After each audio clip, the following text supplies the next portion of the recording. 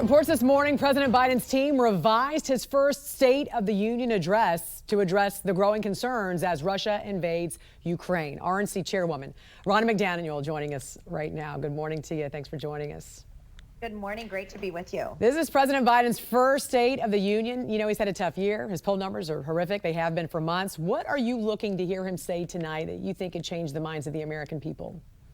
Well, I'm actually looking to see if he'll actually address the concerns of the American people or if he'll continue to turn kind of a blind eye to the rising gas prices, the inflation, the cost of living burden that people are feeling, the fact that we have a border that's porous, a drug issue.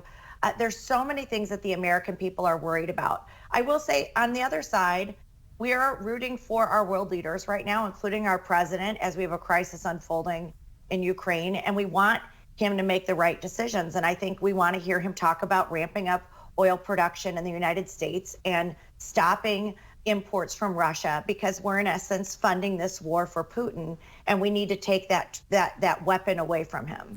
You know, Chairwoman, a new poll shows most Americans believe Russia invaded Ukraine specifically at this time because President Biden and the administration looked weak. Tennessee Senator Marsha Blackburn even recently said, quote, they're going to need to buckle down and do some hard work on these foreign policy issues. We've got a lot of countries now that are very upset with the U.S. because we've appeared weak and indecisive about how we were going to move forward against aggressors.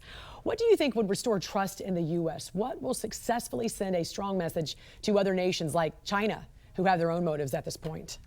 Well, I think the sanctions are good. I think getting Russia out of the SWIFT bank is good. But, you know, Germany's really been the one leading. It hasn't been the U.S. leading. But we do need to be united against this aggressor. And I think if the Biden administration would restore the Keystone Pipeline, if they would say, yes, we're going to resume drilling of oil and gas, and we're going to stop importing from Russia when it's $100 a barrel. Every time gas goes up, oil and gas goes up, it's funding Russia. It's allowing them to continue this war. Why are we continuing to rely on Russian oil and gas? I think that would be a very strong, decisive move for this administration. According to a new poll from ABC News and the Washington Post, 37%, just 37% approve of the job the president's done so far. 55% disapprove. Now, this is similar to polling you conducted at the RNC that found 41% approve and 53% disapprove. So let's talk about these numbers very quickly. What are you hearing from voters right now? What is top of their minds as we get into the midterms? Well, they're frustrated. They're paying more for everything. They're feeling the burden of inflation, of gas prices. But beyond that, they don't feel like they have a president who's listening or cares. And Biden has not shown that. He hasn't addressed the American people and recognized that his policies contributed to this.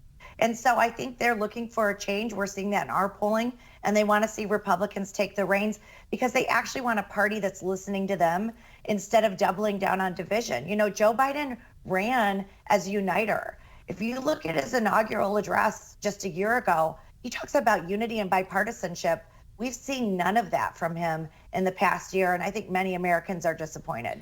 One thing we will see tonight, Iowa Governor Kim Reynolds, she's going to deliver the Republican response to the State of the Union. What can you share with us about the governor's response? What should we expect to hear tonight from her? You know, I think the Republican governors have shown what Republican leadership can do for this country. Republican states are leading in the economic recovery. Out of the 20 states that have added jobs, 17 of them have been led by Republicans. They kept their schools open. They balanced the science of the pandemic and keeping their populations healthy and safe with keeping their economy open. Those are the things that Republican governors stand for. Kim Reynolds is a star from Iowa, and I think she's going to be really welcome to the American people when they get introduced to her, for many of them the first time tonight. She's a great messenger for our party. And you were just now returning from CPAC, where former President Donald Trump did tease a possible run for president in 2024. He easily won the straw poll there as the top Republican presidential nomination that you guys always hold. So what are you hearing? Is he going to run again? You know, it's such a long way away. There's so much that's going to happen between now and 2024. And I always caution, and I know it's so exciting to talk about, but we have to focus on 2022 and winning back the House and the Senate. We already saw the Democrats try and pass sweeping voter legislation to federalize elections, which would have made it impossible for a Republican to win in 2024. So we've got to keep our eye on this election, then we'll worry about 2024. RNC Chairwoman Ronna McDaniel, we appreciate you joining us this morning here on the National Desk. Thanks for having me. Thank you. Have a Thank good you. one.